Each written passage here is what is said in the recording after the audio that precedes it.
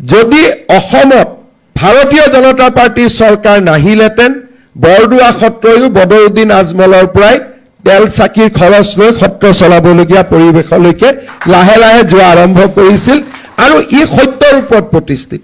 যেতিয়া শিষ্যৰ পৰিৱৰ্তে চৰকাৰৰ পৰিৱৰ্তে বদৰুদ্দিন আজমলৰ পৰা সত্ৰই যেতিয়া দান অনুদান ল'ব লাগে হি বুজিব পাৰি যে সত্ৰখন কিমান নিখহায় অৱস্থাত আছে কাকো ব্লেম দি লাভ নাই যেতিয়া বিকল্প নাথাকে মানুহে সকলো কৰিব বিকল্পৰ অভাৱ আহিছিল যে ক'ত যাম আমি কাক কম কোৱা মানুহজন কোন আৰু যেতিয়া কোৱা মানুহজন কথা কোৱা মানুহজন নাথাকে তেতিয়া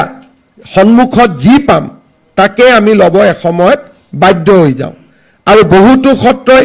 কোনোবাই ল'ব খোজা নাই সত্ৰখনকে উঠাই আনিছে